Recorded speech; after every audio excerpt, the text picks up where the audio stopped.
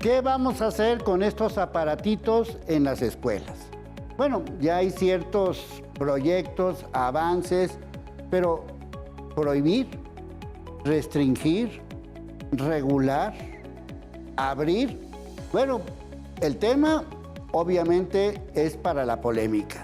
Y por eso convocamos a los especialistas para que nos digan sí o no, o qué tenemos que hacer, sobre todo para los niños y jóvenes que han crecido al lado de un celular.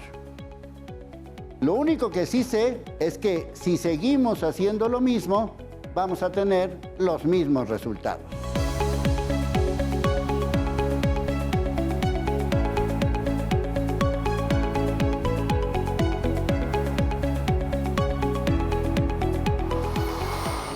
Nuestros invitados saben y viven lo que dicen y hacen.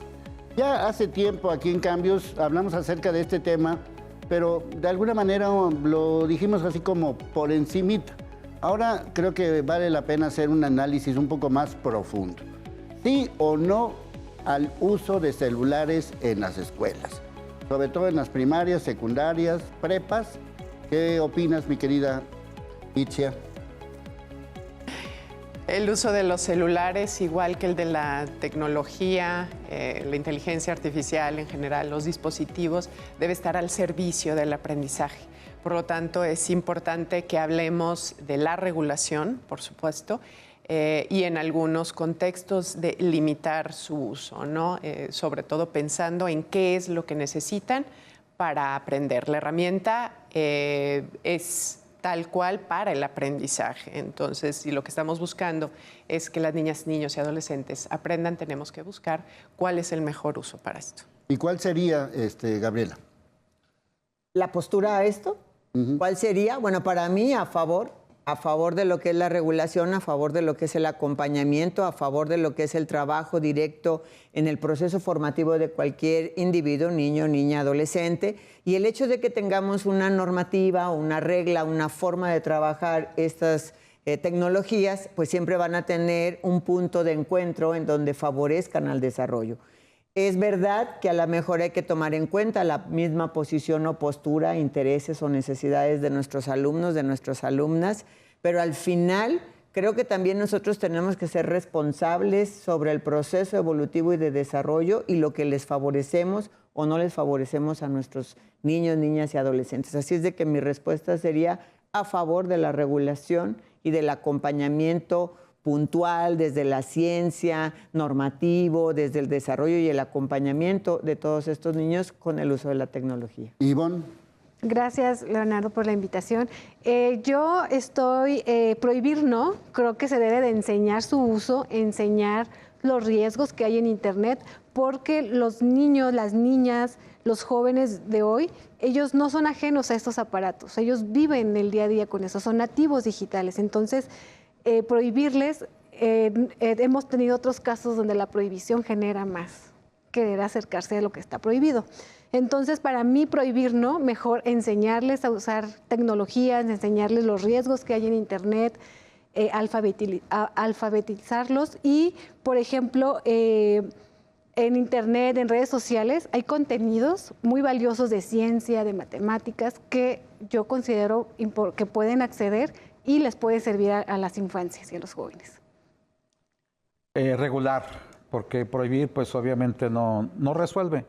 Ahí están prohibidas las drogas y sigue habiendo drogas en los antros, en las calles, en los parques, en las escuelas, y la prohibición ahí está y no resuelve. Yo creo que es regular. Juan Carlos. En las escuelas sí, en las aulas depende, habría que verlo.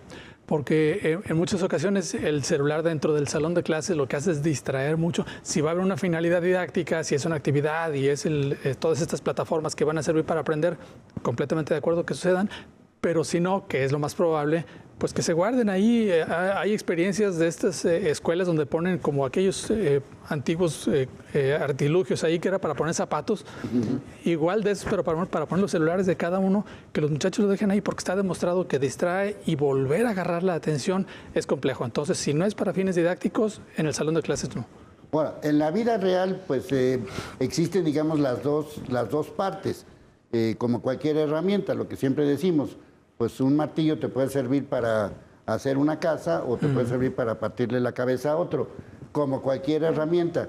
¿Cómo se puede regular para que de alguna manera todos estén más o menos contentos? Porque pues ya la generación pantalla, pues quítales las pantallas y pues se ponen histéricos, ¿no? Hablaban ahorita de hacer un proceso de psicoeducación o de educación sobre el uso de las tecnologías.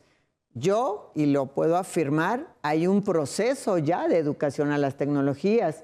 Yo tengo contenido y material que se trabaja dentro de los salones de clase. Hay información que se les dice sobre los riesgos, sobre las posturas, a lo mejor en donde ellos podrían entrar en una situación compleja, inclusive hasta delitos y demás. Y sin embargo, pese a que hay esta educación a las infancias sobre el uso de las tecnologías, de todos modos se ejecuta el mal uso de ellas. Entonces, tal vez lo que nosotros deberíamos de tomar en cuenta o lo que nosotros deberíamos de hacer es asumir el impacto de regular algo, porque no nos va a gustar, nos va a parecer que no es grato, que no es agradable. Como cualquier regulación. Ajá, es como ponerle el cascabel a este gato, ¿no? Quien se lo puso. Así es de que creo que más bien tendríamos que entrar en una fase en donde dejemos claro el para qué y el por qué de esta regulación. Sí, esa parte yo creo que es importante, decir, bueno, ¿y por qué lo vamos a hacer? Si durante años no me has dicho nada, ahora de repente se te ocurrió, o cuál es la bronca, ¿no? Creo que es muy importante ahí basarnos en la ciencia, en la evidencia, ¿no? Basarnos en el dato. En México se han hecho estudios, se han hecho análisis, pero hay países que van mucho más adelantados que nosotros en ese sentido. Recuperemos estas experiencias. Yo insistiría en que el bienestar y el aprendizaje de las niñas, niños y adolescentes aquí es lo que debe regir, ¿no? Todas las decisiones. Sí. Y hablando de la política pública, en particular, cualquier tipo de regulación que venga desde la política, pues tendría que tener esto como su principal objetivo. Basarnos en evidencia es clave para este análisis. Yo veo con muy buenos ojos, desde Mexicanos Primero Jalisco vemos con muy buenos ojos que se abran foros, que se abra la discusión. Hay que ver cómo se da esa discusión, cómo se sistematiza, ¿no? Pero yo insistiría en que sí es importante recuperar los estudios y análisis y datos que ya existen en el mundo respecto al daño o a las cuestiones negativas sobre todo, ¿no? Porque una vez que entendemos el problema, pues sabemos cómo atenderlo de mejor manera. Sí, porque volviendo otra vez a la vida real y pues sobre todo cuando uno convive con jóvenes ya en edades, digamos, casi saliendo de la primaria o de la secundaria y obviamente pues yo diría que el 99 de 100 de la prepa no te puedes comunicar con ellos, no existen en este mundo. O sea, están todo el maldito día con el celular. ¿Cómo le hacemos en nuestra casa para decirle, ya deja de estar viendo el celular? Leo, si me permites, mira, este es un libro de secundaria de segundo grado, de la nueva escuela mexicana. Tiene que ver con el uso de redes sociales. Es un libro de proyectos, donde los chicos y el profe se ponen de acuerdo para qué proyecto pueden llevar a cabo. Y tú puedes evaluar un trimestre con un proyecto. Y aquí estamos hablando del contenido temático de redes sociales. En una asignatura, como en el caso de tecnologías, nosotros tenemos también el contenido de telefonía inteligente. ¿Y te lo puedes separar? En tecnologías. Pero luego te vas a tutorías y vienen los riesgos. Sí. O sea, la Secretaría de Educación Pública no estaba perdida antes de que entrara con la moda de prohibición mundial. Sí. Pero teníamos rato trabajando en el aula con secundaria, que es la generación alfa, que es la que están queriendo prohibir. Y lo que toca es concientizar, alfabetizar sobre la socialización, sobre las fake news, sobre el consumo con pensamiento crítico de las redes sociales. Tenemos documentado encuestas que hemos llevado a cabo nosotros en la Universidad de Guadalajara. Hicimos en el 2020, y se publicó esto, 1,580 estudiantes de educación superior de toda la red universitaria, donde la actividad de ocio pasivo, que es ocio digital, tenía el 46%, y ellos son los papás actualmente, la generación millennials, los que están educando a la generación Z y a los menores que son la alfa. Entonces, ¿cómo podemos hacerle? Pues primero hay que convencer a los papás Porque esto el gobierno, aunque lo decrete, pues es el papá y la mamá la que va a tener que, sí o no, pedirle que guarde el celular o que no lo lleve a la escuela o que ya no lo utilice o que ya no entre a redes sociales. ¿Y cómo le digo que no si yo lo estoy usando? ¿Y cómo le digo que no si yo me eduqué, me formé, me desarrollé nativo digital y actualmente mis hijos son nativos digitales totales? Entonces, ahorita tenemos la inteligencia artificial y qué desperdicio que no metamos en los profes en la programación en el aula la inteligencia artificial con pensamiento crítico. No, es que no los van a ayudar a pensar. Pues claro que no. Si nosotros como profesores no lo hacemos, y ahí está la triste realidad, que en el multiverso de Marvel pues existen varias realidades, ¿no? Entonces, como los cómics, nosotros tenemos una realidad en el aula y con todo respeto, las autoridades en el escritorio tienen otra y la familia tiene otra. Entonces, ¿cómo hacerle? Bueno, pues los contenidos temáticos aquí están. Y están en los programas y planes de estudio. Y se habla de concientizar a los chicos sobre peligros en Internet.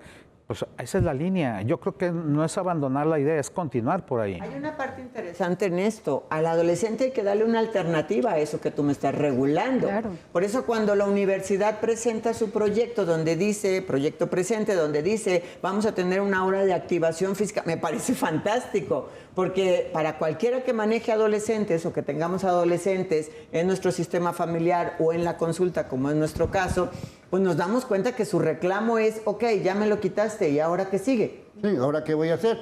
Porque ya lo hemos dicho en muchas ocasiones, vivimos en una sociedad donde hay parques para mascotas, pero no hay parques para jóvenes. Hay parques para bebés, hay parques para niños, hay parques para mascotas, pero no hay para jóvenes. O sea, ¿qué hacen los jóvenes?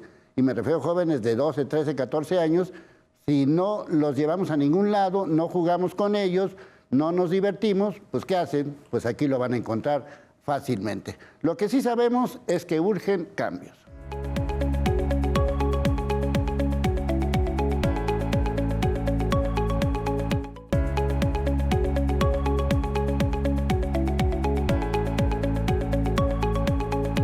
Bueno, justamente en esta semana la Universidad de Guadalajara presentó un proyecto piloto, podríamos llamarlo así, que tiene que ver justamente con la restricción en las prepas. Vale la pena un poco analizar de qué se trata. En este caso, el objetivo es disminuir el uso excesivo de celulares y redes sociales. El diagnóstico señala que entre el 90 y 95% de los jóvenes jaliscienses de 14 a 19 años tienen celular y pasan en promedio 4.5 horas conectados. También se menciona que una persona puede revisar su teléfono hasta 80 veces diariamente. La idea es hacer algo que llaman pausa digital diaria durante 60 minutos. Vamos a ver de qué se trata.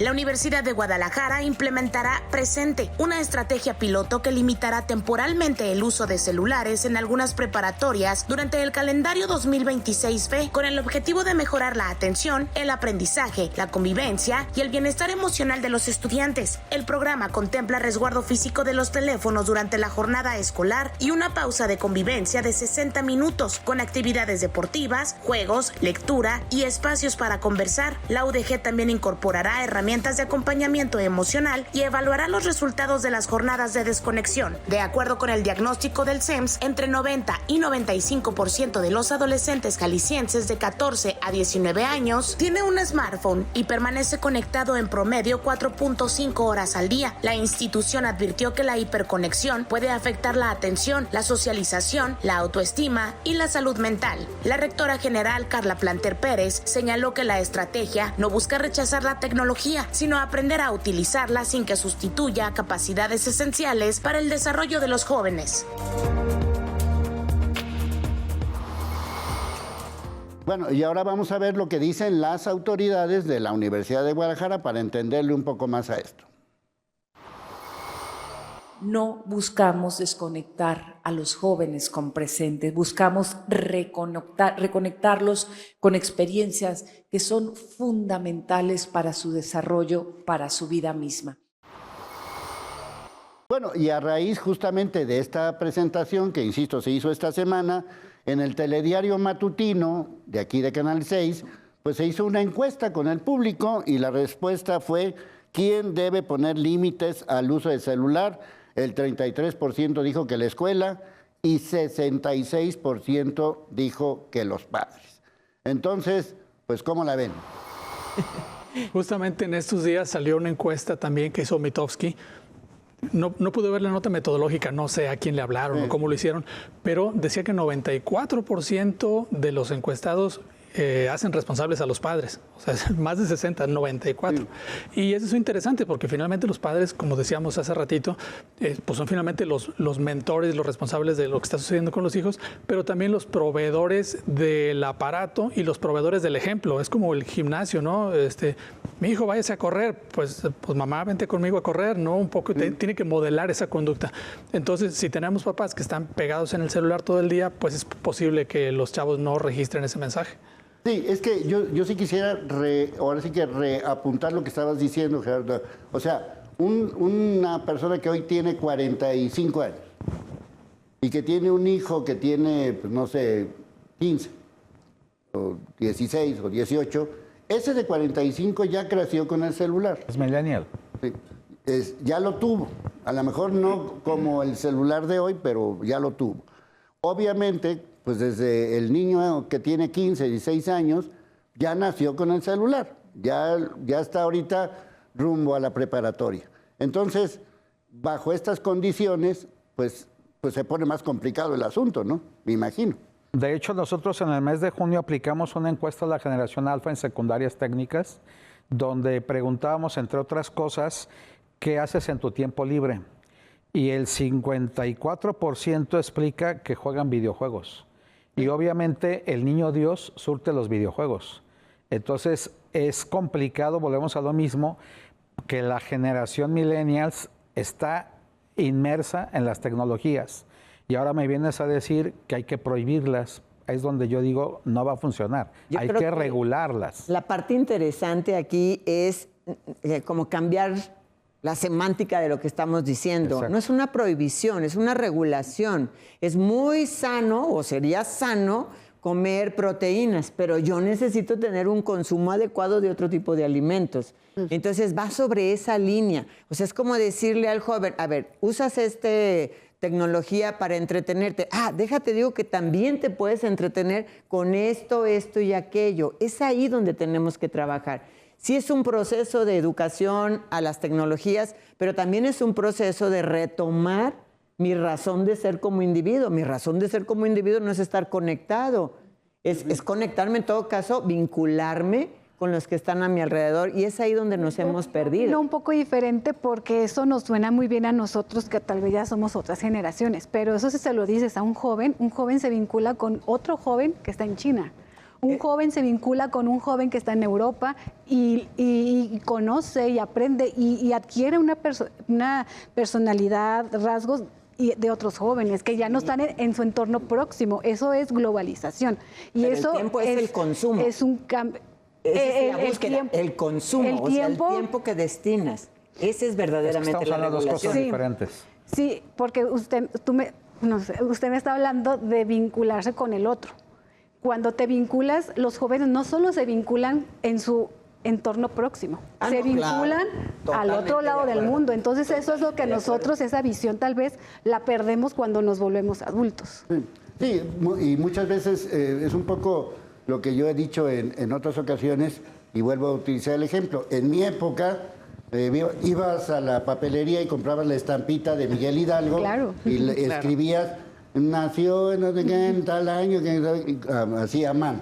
Ahora lo haces y dices, a ver, ¿cuándo nació Miguel Hidalgo? 33 milésimas de segundo, ya sé cómo. De todos modos, no voy a aprender. O sea, si me preguntas cuándo nació Miguel Hidalgo, sepa la bola, no me interesa, ni lo sé. Esa es la parte donde yo creo que la educación no es solamente prohibir, sino cómo aprovechar esa parte, ¿no? De velocidad, por decir algo, ¿no? Claro, y yo con el maestro Gerardo, cuando tenemos contenidos de historia, que es difícil, no les gusta, les ponemos canciones con influencers, tiktokers que hablan y ellos inventan canciones sobre la independencia. Entonces le ponemos esa canción y los jóvenes les llama la atención aprender por medio de una canción de un TikTok que a lo mejor yo voy y le pido el resumen. La gamificación del aprendizaje, ¿no? Claro. Este aprender jugando. Ahora, dijiste algo muy interesante, el tiempo del consumo. Y ahí es donde yo creo que también la estrategia está incompleta. Nosotros tenemos más de 2 décadas planteando que hay una ciberadicción. Ah, sí, Y la claro. ciberadicción existe Totalmente. desde la generación millennials. Entonces, yo gobierno considero que también debo de preocuparme por una cuestión de atender la ciberadicción. Y debe de generarse políticas públicas en salud respecto a salud mental, etcétera, abrir centros de atención a la ciberadicción, porque está comprobado, y ahí está la evidencia científica, de que son N cantidad de horas lo que se gasta la generación X en el Facebook, la generación Millennials en el Insta, la generación Z y Alfa en el TikTok. Entonces, las redes cambian, pero el tiempo que le dedica uno es infinito. Entonces, creo yo que la ciberadicción es necesaria tratarla. El tiempo en horas, eso sería, digamos, como lo que dijimos al principio, sino yo diría el tiempo de contenidos. Además. O sea, soy capaz de ver ¿en cuánto tiempo les gusta? ¿En media hora, en 1 hora? ¿Cuántos videos me puedo echar de lo que sea? Claro. Tomando en cuenta que duran 1 minuto y tomando en cuenta que estamos hablando de 60 minutos, 1 hora, pues fácilmente me echo 50 videos. Fácilmente, ¿no? Y el impacto del contenido. Sí. O sea, ¿qué voy a hacer con ese impacto de ese contenido? Al final digo, bueno, ok, me eché 50 videos en 1 hora, ¿y qué aprendiste? Nada. Y otra, ¿cómo te impacta? Porque hay un algoritmo que obviamente me está influenciando. Y entonces tenemos que dar alfabetización algorítmica, alfabetización digital, y tenemos que hacer que el chico sepa razonar y entender si eso es una fake news. Si eso me aparece y aparece y aparece, pues es un algoritmo que me quiere atrapar con esa idea. Entonces, creo yo que es más allá todavía, aparte de si lo regulas, pues tienes que alfabetizar digitalmente. Yo creo que podríamos hablar de ir de la mera prohibición hacia una regulación pedagógica y contextualizada, porque también aquí quisiera poner sobre la mesa que estamos hablando y estamos pensando en la lógica de ciertos contextos, zona metropolitana y tal, pero esta problemática también está ampliando la brecha en contextos en donde, por otra parte, no hay acceso al Internet, sí, claro, ¿no? Entonces, el que no tenga acceso a Internet, pues ya está muerto antes de nacer, ¿no? Por lo menos ya está en un contexto que lo deja en algunas desventajas a nivel, pues sí, de su preparación, sí, de su formación, pero bajo esta otra lectura, pues creo que también el tema de la equidad debe colocarse, ¿no?, como una prioridad para cualquier política y programa que intente tratar este tema, ¿no? En tu primera intervención decís una cosa bien interesante, que es que necesitamos discutirlo, platicarlo, conversarlo, pero con datos. Porque luego nos llega el pánico moral, ¿no? Y empezamos a asustarnos, como nos pasó con la inteligencia artificial. Ya todos van a plagiar. Plagiaban antes, no se preocupe, ¿no? O sea, el copy-paste. Copy-paste, ¿no? O sea, se trata de eso. Entonces, ¿qué tal si lo fundamentamos con datos, con investigaciones hechas en México? Porque también hay un montón de datos muy interesantes, por cierto, pero de Suecia, de Finlandia, de Estados Unidos, que no reflejan exactamente. Entonces, ¿qué tal si hacemos investigaciones chiquitas? No tiene por qué ser de 3, 4, 5. Ojalá pues tuviéramos longitudinales, ¿no? Pero pequeñas investigaciones que nos den datos para poder decidir bien. Yo creo que las propuestas de regulación son estupendas, pero apoyémosla con datos. Sí, lo que pasa es que luego a veces nos olvidamos de otro tipo de temas. Por ejemplo, esta semana que hubo un eclipse pues ahora sí que impresionante en España, como todos los eclipses que hemos vivido, o sea, no es nada del otro mundo, pero la gente lo vio por primera vez, o mucha gente lo vio por primera vez en su celular, ¿no? Muchos lo vimos en persona cuando éramos niños. Yo vi el de Miahuatlán en 1970 y ahora ya lo puedo ver y ver qué es lo que está sucediendo. Y lo mismo pasó con el tema del terremoto en Colombia. O sea, yo me estoy dando cuenta que hay daños serios en un terremoto, cosa que no habíamos visto. Habíamos visto después del terremoto, pero no durante un terremoto. Tiempo real. Hay un edificio, ¿no? Bueno, doy cuenta de estos dos temas porque son los dos temas más buscados esta semana. O sea, la gente no está ajena a temas de ciencia o temas de sismos, porque esto te puede llevar a qué es un terremoto, cómo actúa, bajo qué condiciones. Mucha gente preguntando, ¿y qué es un eclipse? Porque mucha gente no sabe lo que es un eclipse, ¿no? Pues nunca lo habían visto. Hay gente que se salvó por la alarma sísmica que te sonó en el celular. Y hay gente que alcanzó a evacuar.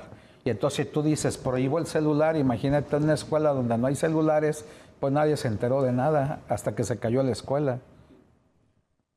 Pero yo creo que tal vez convendría que diferenciáramos dos cosas. Una son las aplicaciones didácticas, pedagógicas, que sirven para transmitir información y para que aprendamos cosas. Y la otra que es esta diversión del scrolling infinito. El ocio digital. Y que te va haciendo adicto, etcétera, etcétera. Y que tiene fines comerciales. Es una industria de $200 mil millones al año, que está difícil ganarle.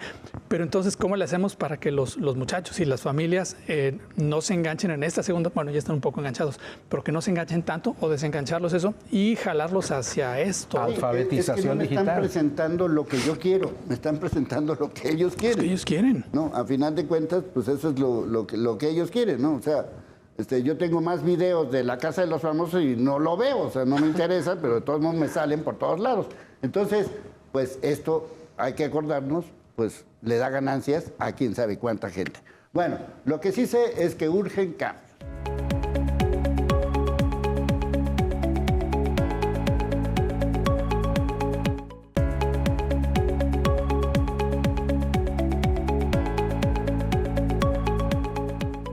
Bueno, en todo este mundo que muchas veces dice uno, bueno, ¿y a qué vamos a hacerlo? El chiste es enfrentarse y decir, bueno, ok, vamos a hacer algo, vamos a hacerlo, no lo vamos a hacer, pues no lo hagan, pero vamos a enfrentarnos a esta situación. Ahora, vivimos en Jalisco, no vivimos en Suiza. La situación en Jalisco, entre desaparecidos y reclutados, cada día son más jóvenes, cada día se los llevan a otros lugares. Cada día es más probable que pase algo por los videojuegos, por las ofertas de trabajo. Ya ni siquiera ya la central camionera es ahora sí que el epicentro de este tipo de situaciones. Son los celulares, o son los videojuegos, o son lo que sucede en Internet y las redes sociales. En este caso, pues sí estamos hablando de algo más, ¿no? Hace unos días, el 12 de agosto, se conmemoró el Día Internacional de la Juventud.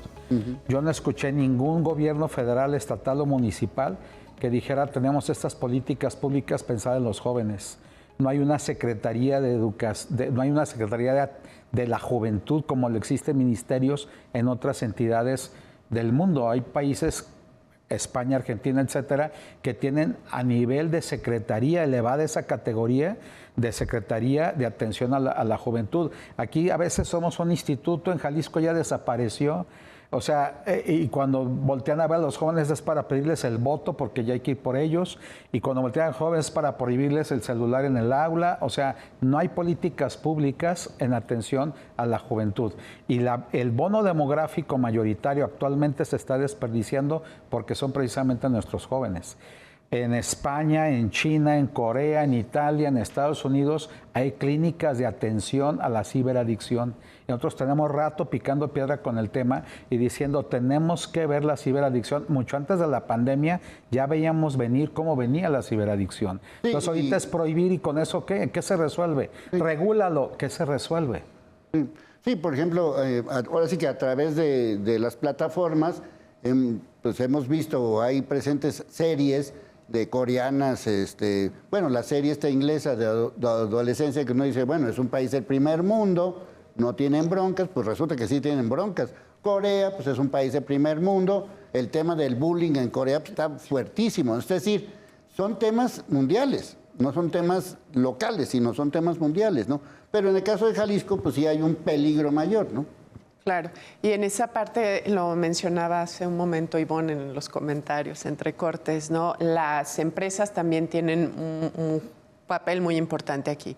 Las redes sociales vienen o pues son empresas finalmente. Entonces, la corresponsabilidad, por supuesto, es familia, por supuesto, es escuela, pero también estas empresas deben ser conscientes. Hemos visto ya batallas legales, ¿no?, en otros países. Claro, o sea, se tienen que responsabilizar por el impacto que están teniendo. Pues es válido buscar hasta cierto punto su propio beneficio, pero no en detrimento de los derechos, de la seguridad, del bienestar de niñas, niños y adolescentes. No, esa debe ser la prioridad. Entonces, también creo que la invitación, el llamado, tiene que ser a las empresas de tecnología. Sí. Posiblemente a lo mejor habría que pensar en la ley de derechos del consumidor, o sea, porque finalmente estamos hablando de la población joven que es vulnerable a que las plataformas transparenten su algoritmo, que muestren pues que cómo le están haciendo, porque sí es grave.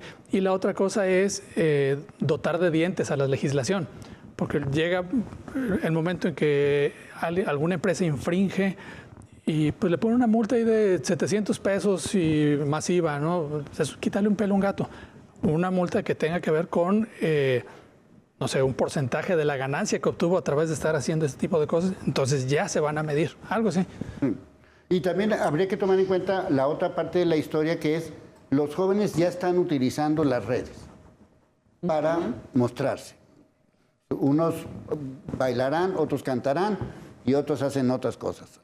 Y esa parte también, no sé si convenga de parte de la familia, de las empresas, regularlo, ¿no? O sea, ves niños o niñas y niños de 10, 12 años que ya están haciendo cosas, ¿no?, en las redes, ¿no? Sí, Leonardo, justo estuve investigando cuando nos hicieron esta invitación sobre a qué edad acceden los niños por primera vez a Internet. El INEGI dice que a partir de los 6 años, pero otros estudios científicos dicen, pues esa es una edad promedio, pero acceden desde mucho tiempo antes.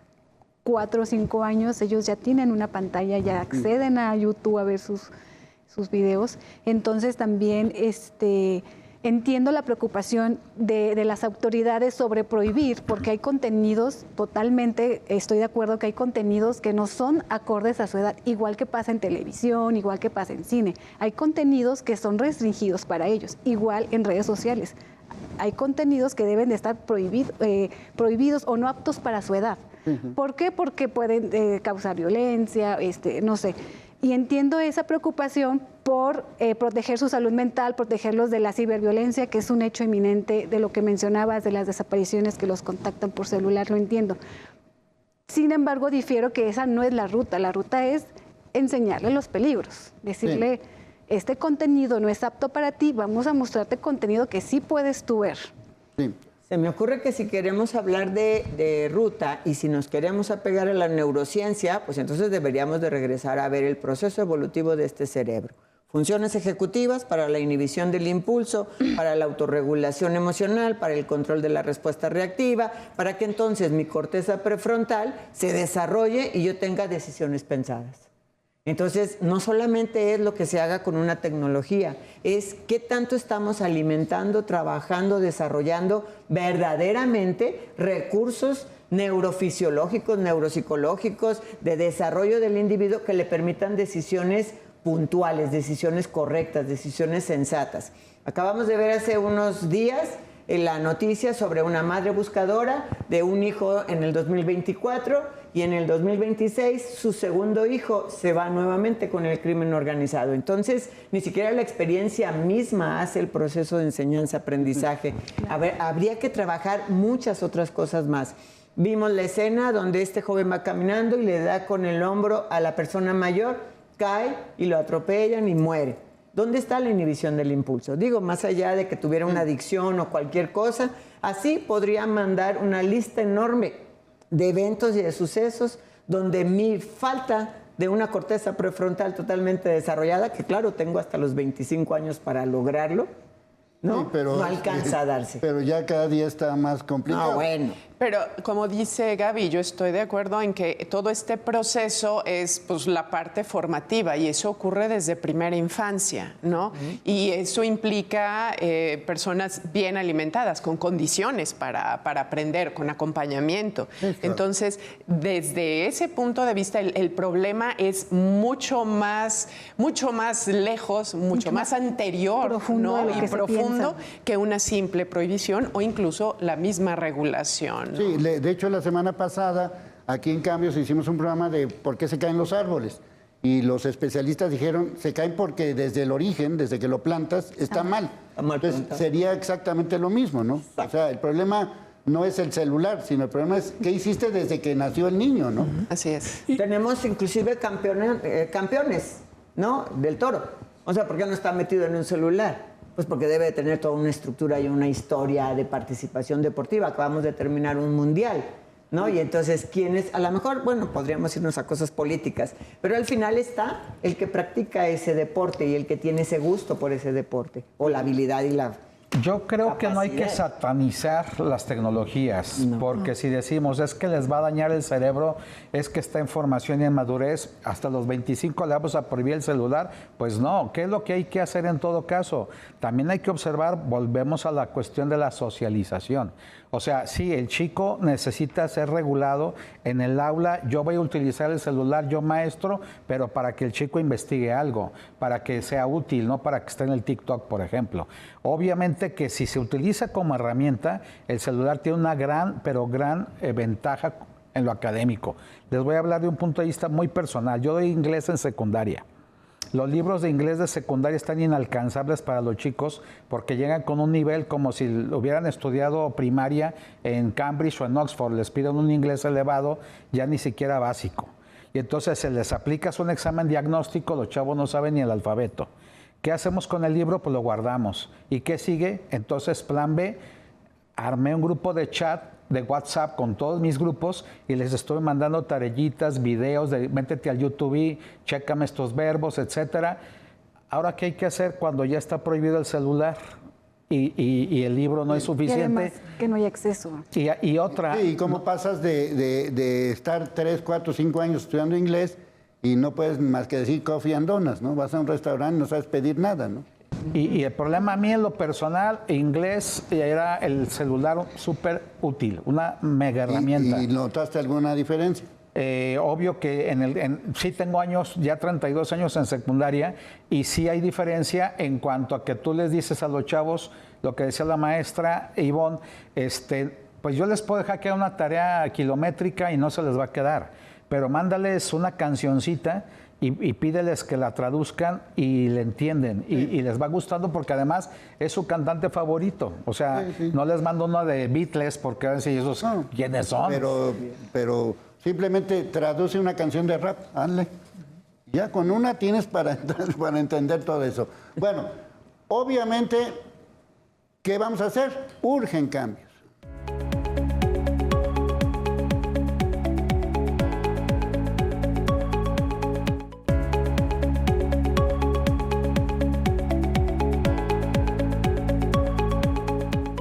Bueno, simplemente hablando de lo que vienen siendo las herramientas y sobre todo un poco para orientar tanto a los padres como posiblemente a las escuelas también, es un ejemplo que de alguna manera cambió la forma de pensar de muchos niños y jóvenes de aquellos años. Gracias a los libros de Crepúsculo y gracias a los libros de Harry Potter, los niños leyeron libros porque no leían libros. Entonces, gracias a Narnia, gracias a Harry Potter, gracias a Crepúsculo y otros libros más, pues los niños vieron que existe una cosa que la pasas y que se llama libro y que puedes leerlo, releerlo y contraleerlo. Entonces, a lo mejor lo que hace falta es captar la atención de los chavos, ¿no? Es bien importante y, como decía hace rato Gaby, hay que darles algo. O sea, si le vas a quitar algo, dales algo. No, es un poco como lo que pasó en las cooperativas escolares, que ya no tomen refresco, bueno, pues pon el bebedero, ¿no? Si no, ¿cómo le hacemos? Entonces, ok, quitémosle ese celular, fabuloso. Va a haber música, va a haber deporte, va a haber creación de algún otro tipo. O sea, se trata de ir a eso. Y creo que la primera parte de resolver un problema es reconocer que hay un problema. Y creo que sí, esa parte ya se está avanzando. La Universidad de Guadalajara está haciendo cosas, muchas otras universidades y otras escuelas, y la misma Secretaría de Educación está haciendo cosas. Entonces, creo que es importante reconocerlo, empezar el diálogo, sustentarlo con datos y tomar decisiones. Pero no son cosas un poco como tirarle a los patos a ver cuál cae. Exacto. Yo creo, Leonardo, podemos tomar experiencias de otros países. Por ejemplo, España, Suecia, y aquí en nuestro mismo país se han hecho esos estudios donde se han intentado regular, primero regular y luego ya la prohibición sobre el uso de teléfonos portables en clase. Y, por ejemplo, dice el informe de España, de esas comunidades que hicieron estas medidas, dice que los resultados académicos ellos no mejoraron calificaciones con la prohibición del uso del teléfono. Pero sí hubo un cambio de percepción sobre el propio alumnado, los profesores, que se mostraron más optimistas.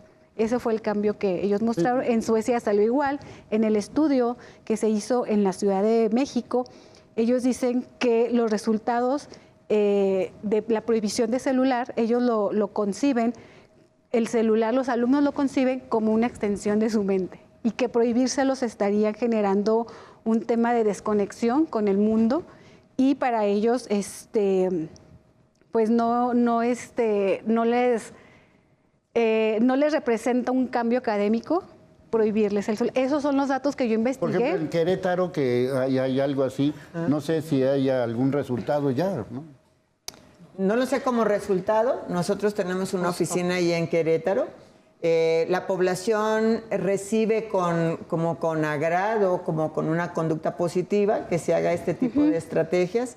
La oficina que nosotros tenemos está dentro de una institución educativa, porque además argumentan que al no tener el acceso al celular tan indiscriminadamente, porque no se trata de no dártelo nunca, sino de no tener este acceso tan indiscriminadamente, también se redujo el acoso. El estarte filmando o el estarte tomando la foto para ridiculizarte, para bromearte, para molestarte. Entonces, creo que resulta interesante, a lo mejor en este sentido de tener una restricción o de tener una política o una estrategia, ¿cuál va a ser el sentido de ponerla?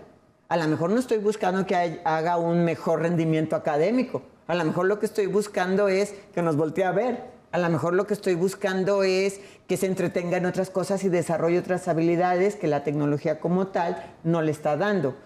Esa creo también podría ser interesante, saber con qué sentido se quiere hacer una regulación. Yo creo que también es clave, y voy a insistir, con escuchar a las juventudes, claro, a las mismas niños y niños. Que ellos digan. Que ellos nos digan, porque ciertamente nosotros somos otras generaciones, conocimos la tecnología de una forma muy diferente a como ellos, y tal vez sí se requiera una resignificación del uso de la tecnología para estas niñas, niños y adolescentes, pero para acompañarlos de mejor manera necesitamos entender también cuáles son sus necesidades, cómo ven el mundo, qué están pensando, porque solo desde ahí vamos a poder encontrarnos en algún punto y entonces tomar las mejores decisiones y mediar, siempre teniendo muy claro que ellas y ellos son la prioridad, y lo que buscamos es que estén bien, claro, a nivel físico, mental, emocional y también académico. Eso, ¿no?, que menciona mi colega es muy interesante. Yo tomo una frase prestada de las personas con discapacidad que dice: nada de nosotros sin nosotros, y nada de los jóvenes sin los jóvenes, nada de las infancias sin las infancias, porque en nuestro país es muy común ver políticas públicas desde allá arriba, desde los adultos, pero ¿cómo me la bajas a mí? Yo como joven o como infancia, ¿cómo lo interpreto? ¿Por qué? Pues porque siempre se ha tenido ese desinterés hacia esos grupos. Nunca se han atrevido a preguntarles qué piensan. ¿Por qué? Porque son grupos pues que siempre son contestatarios, siempre están en contra de lo establecido, y eso pues muchas veces les da miedo a las autoridades. Y coincido totalmente con lo que dice mi colega, que hay que preguntarle a ellos. Nada de ellos sin ellos. Sí, sobre todo porque yo siento que un poco no es un tema ni de diagnóstico ni de planeación, sino de ejecución, porque de aquí a que de alguna manera, pues ahora que ya llegamos a la conclusión que tal cosa, ¿cuántos años van a pasar? ¿5 años, 10 años, 3 años, 2 años? La ley dice, la que está promoviéndose en Jalisco, que va a haber protocolos, pero no dice cuánto tiempo. Entonces, ya pasó una generación o 2 o 3 con los chicos que empezamos a experimentar, pues ya se fueron, ya no están en el aula, algunos tuvieron la suerte de irse a bachillerato, otros se quedaron en el barrio y hay seguimiento. Las políticas públicas, dijeras, es como tirarle a los patos. O sea, ese es lo que hay que tratar de cambiar un poco el aspecto de que son como competencias, saber quién propone la mejor ley, pero pues no le pongas, o sea, algo más concreto, ¿no? Sí, sí, más basado en la realidad, ¿no? Una de las grandes problemáticas que tenemos en las leyes en México es que las hacemos como desiderativo, ¿no? O sea, lo que queremos que sea lo ponemos en la ley para que suceda una vez que es ley. Pues eso nunca sucede, ¿no? Ya no, por decreto no. Más bien, eficacia de la norma. Exacto, más bien lo conveniente es hacer cosas pequeñas, acotadas, que den resultados y con base en eso irlo replicando. Y claro, está el marco de la ley y la reglamentación que ya dijimos, creo que es muy sensato, pero sin tener datos y que nos sustenten las decisiones está difícil. Lo ideal sería contar con evidencia, ¿no? Para esta o cualquier otra política pública y poder decir, bueno, funcionó o no funcionó. Hablando de Claro, evidencia, la vamos a tener después de un año que haya pasado. mira, en otros casos exitosos, China, pionero en establecerse cientos de internados de rehabilitación, donde los jóvenes pues se les va quitando el hábito de los videojuegos. Corea del Sur implementa programas estatales y campamentos de desintoxicación, son gubernamentales, son obligatorios y, obvio, ha bajado la conectividad. Italia cuenta con más de un centenar de unidades y centros clínicos integrados al sistema de salud para abordar la adicción a Internet. Estados Unidos y España lo mismo. Entonces, sí, insisto, el tema con es la que ya ciberadicción. está, ¿no? El tema no es... Este programa lo debimos haber hecho hace 20 años. ¿no? Sí. Unos 5 al menos, sí. Es que es lo que decimos, tenemos más de 2 décadas explicando que la ciberadicción, y es como el que ahí viene un tsunami, pues nadie nos pela. Sí. Ay, ahí viene un tsunami, y ya que llegó y nos partió todo el ecosistema, oye, qué fuerte estuvo el tsunami. Sí. O sea, en la pandemia las tecnologías salvaron al mundo, literal. Todo el mundo siguió aprendiendo, todo el mundo siguió haciendo comercio, nadie se volvió loco. Pero gracias a las tecnologías. Esa experiencia en estos momentos ya o se olvidó o no se aprovechó, mejor dicho. Ahora se satanizan las tecnologías cuando en la pandemia nos salvaron. Sí, sí, bueno, a ver, yo empecé, si hoy tengo 12 años, el primer año lo hice viendo una pantalla, ahora me dices que no la veo. Pues a ver, ponte de acuerdo, ¿no? Es que se transformó. Por ejemplo, si vemos ¿cómo se llama? WhatsApp y Telegram y todos estos grandes medios de comunicación fueron los que resolvieron el asunto de la comunicación en la pandemia. Pero WhatsApp comunica, no enseña, no fomenta aprendizaje. Lo que hace es comunicarnos para que se fomente el aprendizaje a través de ellos. Pero te conectabas en línea. Exacto, conecta. Y eso es lo importante, utilizar esas tecnologías como pivote para otras que nos ayuden a aprender. Sí, es una herramienta. Sí, de hecho, digamos, esta generación pandemia todavía no sabemos, o sea, el niño que hoy tiene 12 años y que empezó en la primaria a los 6 o 7 años, todavía no sabemos qué va a pasar con él. No, lo que sabemos es que sus habilidades de lectoescritura y de expresión oral están trastocadas. Sí. También la coordinación psicomotora. Y también coordinación psicomotora. Entonces, sí, hay datos por ahí, pero insisto, basados en evidencia que nos permiten hacer. Sí, es como la calculadora. O sea, yo sé cuál es la raíz cuadrada de 144. Ahora, hazla en papel. No, claro. Pues eso ya quién sabe, ¿verdad? Eso ya es otro tema, ¿no? Un filósofo italiano dice, lo malo no es la máquina, o sea, la tecnología, sino la renuncia humana a pensar, a que le cedamos a la tecnología las habilidades que nos tocan a nosotros como humanos, algo tan básico como pensar. Entonces, nuevamente, ¿no? Es ir de la prohibición a una regulación pedagógica y muy contextualizada y también muy desde qué necesitan ellas y ellos. Y la nueva escuela mexicana plantea el pensamiento crítico como estrategia didáctica pedagógica y está plasmada en los planes de estudio. La contradicción es que de repente, entonces hay que arrancarle las hojas donde habla de peligros del Internet. porque ya la prohibimos, entonces ya se resolvió, ¿no? No, y otro reto para la nueva escuela mexicana es conocer sus resultados, ¿no? Cómo se está evaluando el pensamiento crítico. Llevamos un par de sexenios, bueno, ya casi 2 sexenios, sin una evaluación que nos permita saber cómo está el pensamiento crítico de nuestras niñas. Las políticas públicas porque no también quitaron esas materias de pensamiento crítico. Bueno, como pueden ver, pues hay mucho de dónde pues sacar. Sobre todo, yo creo que esta parte fundamental de decir, ¿qué voy a hacer con mi hijo como papá y como hijo? ¿Qué voy a hacer? O sea, esa es la pregunta. Si me voy a esperar a que lo resuelva el gobierno o una escuela, pues a lo mejor vamos a perder muchas cosas. Lo que sí sé es que urgen cambios. A nuestros invitados, muchas gracias. Al equipo de información, al equipo de producción. Soy Leonardo Schwebel. Cambio y fuera.